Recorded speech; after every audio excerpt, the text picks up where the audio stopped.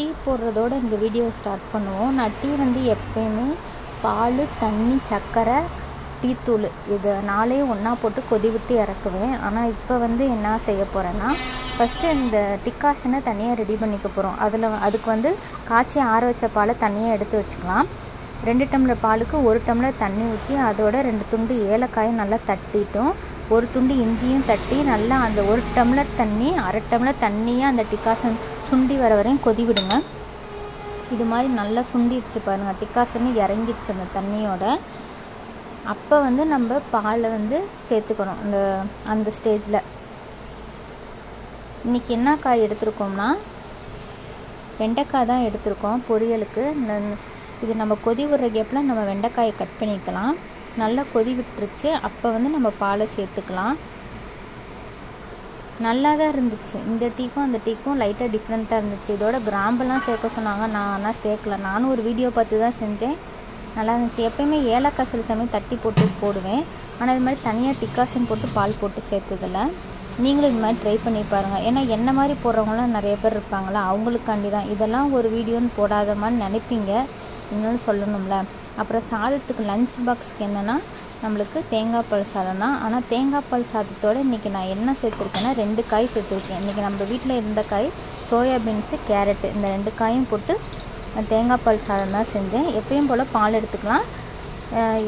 Cooker வச்சுட்டு 2 tumbler அரிசிக்கு 1 tumbler தண்ணி அந்த அளவு வச்சு தான் செய்யணும். ஏன்னா நான் இன்றைக்கி பாஸ்மதி ரைஸில் தான் செய்ய போகிறேன். எண்ணெய் ஊற்றினோடனே அந்த பட்டை, கல்பாசி சேர்த்துட்டு 1 பெரிய வெங்காயம், காரத்துக்கு பச்சை மிளகா, புதினா இருந்தால் சேர்த்துக்கோங்க. என்கிட்ட புதினா, கொத்தமல்லி எதுவும் இல்லை, எல்லாம் காஞ்சி போச்சு. காரத்துக்கு பச்சை மிளகா, இஞ்சி பூண்டு பேஸ்ட்டு, அப்புறம் 2 காய், நம்ம ஊற வச்சுருந்த அரிசி வந்து ரொம்ப நேரம் ஊற வைக்க வேணாம். அந்த பால் எடுக்கிறப்ப நம்ம எடுத்து நனைய வச்சோம்னாவே குக்கர் ஒரு 10 நிமிஷம் 10-15 நிமிஷம் ஊற வச்சா போதும். நம்ம செய்ய ஸ்டார்ட் பண்ணும்போது அந்த அரிசியை நனைய விட்டால் போதும், ரெடி ஆயிரும். தண்ணி சேர்க்கலாம், ஏன்னா பாலே எனக்கு கரெக்டாக இருந்துச்சு. 1 டம்ளர் பாலுக்கு அரிசிக்கு நான் வந்து 2 டம்ளர் பால் எடுத்திருக்கேன். ஏன்னா காய் இருந்தனால நான் 2 டம்ளர் பால் சேர்த்துருக்கேன்.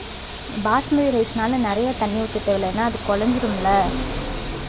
உதிரியாக தான் இருந்துச்சு. நீங்கள் இது மாதிரி ட்ரை பண்ணி பாருங்கள் தேங்காய் பால் சாதம்.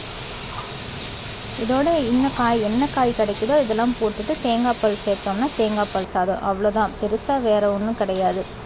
நெய் சேர்க்கல, நான் நெய் சேர்க்காம டேஸ்ட்டு நல்லா தான் இருந்துச்சு. இந்த மாதிரி செஞ்சு சாப்பிட்டு பாருங்கள். ஏன்னா நம்ம ஒரே தான் குழம்பு எல்லாம் வைக்கிறதுக்கு வாரத்தில் இது மாதிரி ஒரு நாள் ட்ரை பண்ணிங்கனாவே ஈஸியாக டக்குன்னு இறங்கிடும். இந்த குழம்பு சாப்பிடாதவங்க, உங்கள் குழந்தைகளாக இருந்தாலும் சரி, வீட்டில் இருக்கிற ஆளுகளாக இருந்தாலும் இந்த மாதிரி சாதம் செஞ்சு கொடுத்தா நல்லா சாப்பிடுவாங்க. தக்காளி சாதம் இந்த மாதிரி வெரைட்டி ரைஸ் செஞ்சு தந்தால் சாப்பிட்லாம். அவ்வளோதான், சிம்பிளாக இது தான் செஞ்சேன். அப்புறம் வெண்டைக்காய் பொரியல் இதுதான் ரெடி ஆயிடுச்சு. இது நம்ம எல்லாமே ரெடி பண்ணி வச்சிட்டோம்னா ஒரு அரை மணி நேரத்தில் இது மாதிரி செஞ்சிடலாம். நான் கைக்கு வந்ததெல்லாம் டக்குன்னு போட்டு செஞ்சு அவசரமாக செஞ்சுருவேன்.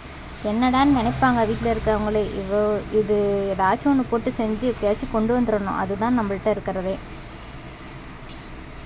அவ்வளோதான். அந்த 1 டம்ளர் அரிசிக்கு 2 டம்ளர் பால் சேர்த்து இப்போ பாருங்கள், நீங்களே பார்த்தா தெரியும். அந்த சாதமும் நம்ம வச்சுருக்க அந்த தண்ணி அளவும் ஒரே சேமில் தான் இருக்கும், தண்ணி கூடவே இருக்காது. எடுத்தோடனே பாருங்கள், அந்த சாதமும் தண்ணி மிதக்கிற மாதிரி தான் இருக்கும். இந்த மாதிரி வச்சு 2 விசில் விட்டு ஒரு 2 நிமிஷம் ஸ்லோ ஃப்ளேம்லேயே வச்சிட்டோம்னா நல்ல சாதம் உதிரியாக வரும், அடியும் பிடிக்காது. வெண்டைக்காய் பொரியல் எப்பயும் போல தான். தயிர் சேர்த்து நான் வணக்கினேன், அந்த வளவளப்பு தன்மைலாம் இல்லை, நல்லா இருந்துச்சு. நீங்களே பாருங்கள், சாதமும் தம் விட்டு வந்துருச்சு. இப்போ பாருங்கள், நான் எடுக்கிறேன், நல்ல உதிரியாக தான் இருக்குது. என்ன சோயாபீன்ஸ் சேர்த்தனால கலர் மட்டும் கொஞ்சம் பிங்க் கலரில் வந்துருச்சு. ஒயிட் கலரில் இருக்கிறது லைட்டாக பிங்க் கலரில் வந்துருச்சு. ஏன்னா கேரட்டும் சேர்த்தனால, அதனால் ரெண்டுமே கலர் கொடுக்குறனால லைட்டாக சாதம் வந்து பிங்க் கலரில் ரெடி ஆயிடுச்சு. அவ்வளோதான், நம்ம லஞ்ச் பாக்ஸும் ரெடி ஆயிடுச்சு, நம்மளும் கிளம்பியாச்சு. பாய் ஃப்ரெண்ட்ஸ், மறக்காமல் நம்மளுக்கு ஒரு சப்போர்ட் பண்ணிடுங்க. நம்ம சேனலை சப்ஸ்கிரைப் பண்ணிடுங்க, லைக் பண்ணுங்கள், ஷேர் பண்ணுங்கள். Bye friends.